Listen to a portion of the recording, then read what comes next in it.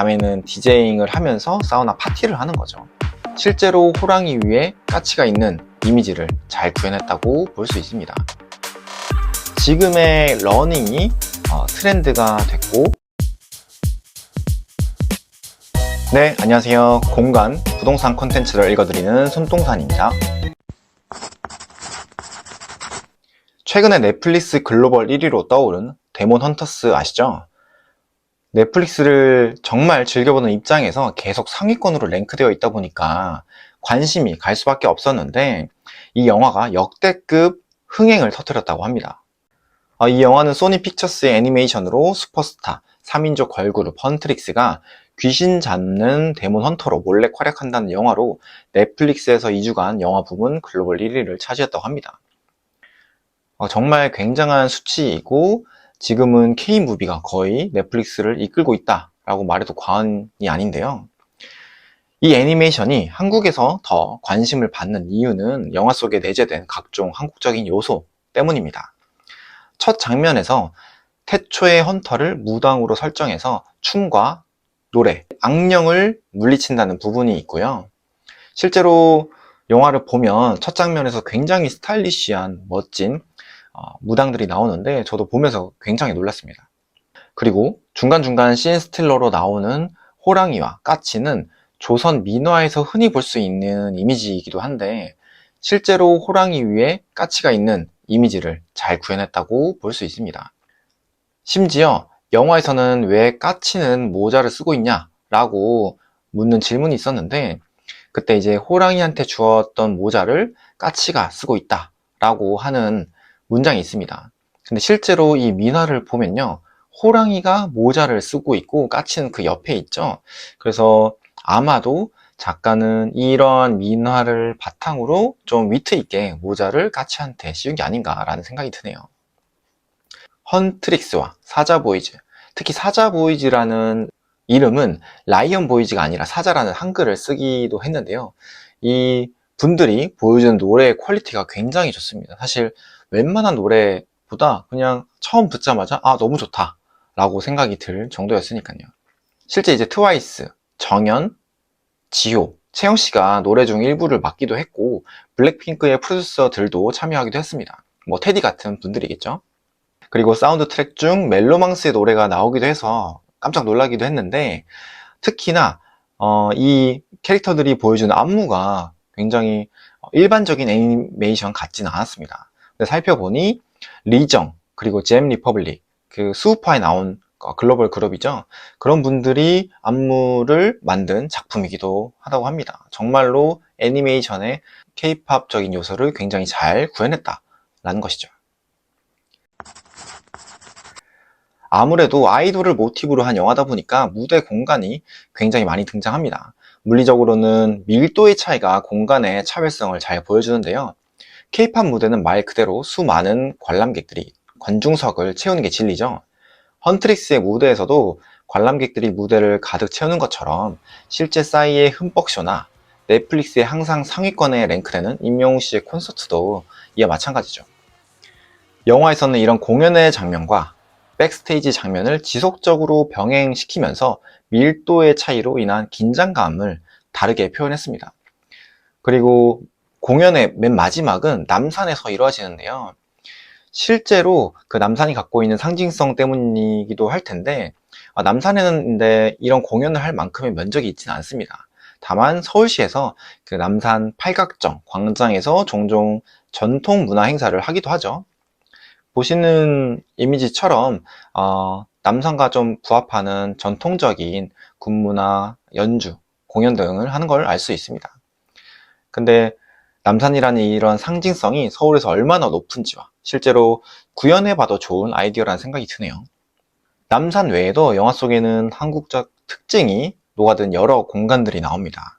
주인공이 목소리가 나오지 않아서 노래를 부르기 힘들어지자 한약방을 들리는데, 이때 한약방의 의사의 처방이 굉장히 토속적입니다. 마치 이제 사주를 보는 것처럼 관상을 보면서 사람을 판단하고 지금 감정이 어떤지 막 이제 해설을 하거든요. 그리고 심지어 이제 처방받은 한약은 100% 포도즙이라는 그런 위트 있는 장면도 포함이 되죠.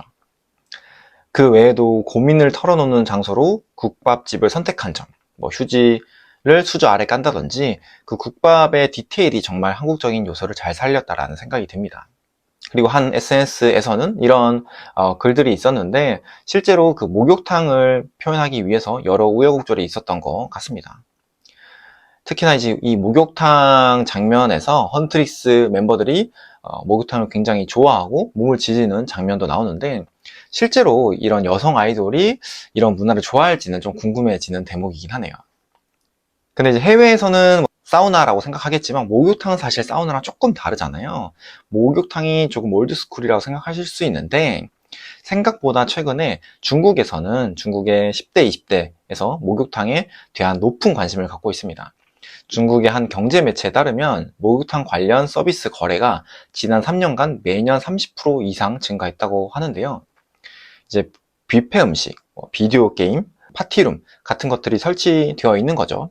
1인당 한 100위안, 19,000원이면 반나절 동안 식사, 오락 등을 다양한 것들을 할 수 있으니까 과거 우리가 경험했던 그런 찜질방 붐이랑 유사한 방향성인 것 같습니다.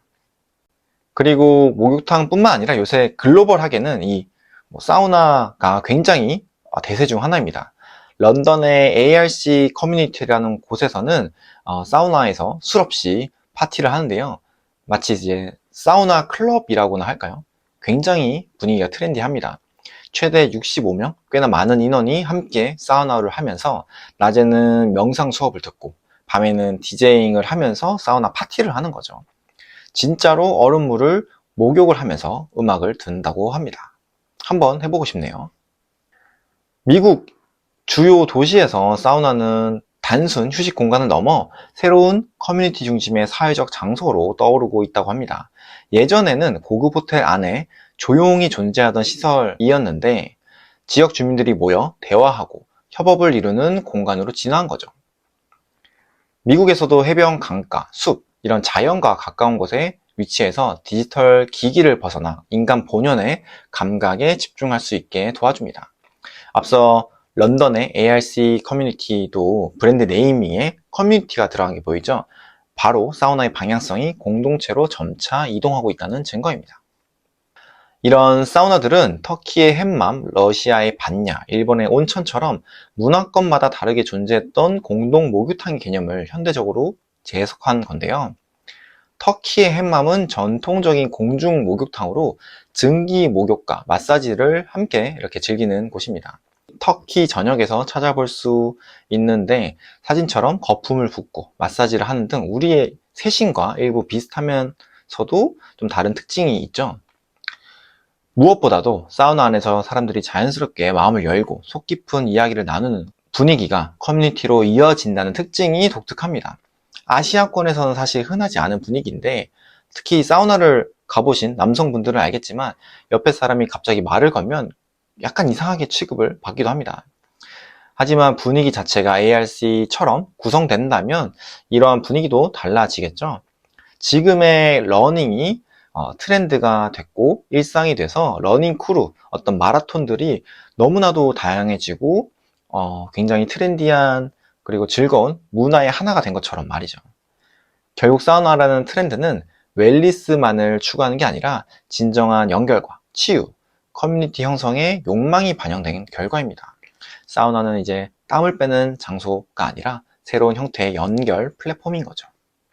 데몬 헌터스를 보면서 사우나부터 시작해서 공연장, 국밥집, 한약방 등 다양한 한국적 요소가 많이 등장하는 것을 알 수 있습니다. 그 때문에 괜히 국뽕, 어떤 기분 좋은 느낌이 들기도 하죠. 하지만 단순히 이제 K-무비라는 개념을 넘어선 것 같습니다. 문화적 특성과 컨텐츠의 기발함이 전 세계 사람들한테 이미 널리 퍼졌고 새롭기도 하면서 친숙하기도 하고 그런 글로벌한 컬처 중 하나로 자리 잡은 것 같습니다. 봉준호, BTS, 김연아, 손흥민, 조성진, 조수미 등 스포츠, 예술계를 넘나들며 굉장한 활약을 하는 한국인들이 늘고 있고 이 모든 게 단순히 한국이라서 가능한 시기는 이미 지난 것 같습니다. 그 때문에 인종에 따라서 어떤 메리트를 받는다기보다는 해외에서도 우리가 갖고 있는 파워, 컬처의 파워, 파급력, 컨텐츠의 기발함들이 충분히 친숙하게 먹힐 수 있는 그런 세대가 되었다라고 생각합니다. 그만큼 한국의 공간과 컨텐츠에 대한 인식이 높아졌고 친숙해졌고 글로벌리하게 먹힐 수 있다라는 것이죠. 이러한 힘을 빌려서 한국의 컨텐츠가 글로벌 공간이자 부동산으로 더 나아가는 기회가 되었으면 좋겠네요. 이번 시간은 데몬헌터스를 보면서 한국적인 다양한 요소들도 한번 얘기를 해보고 어떠한 공간적, 부동산적 요소가 있는지를 한번 파악해 봤는데요. 재밌게 보셨으면 좋겠습니다. 다음 시간에는 조금 더 흥미롭고 유익한 자료로 컨텐츠로 돌아오겠습니다. 감사합니다.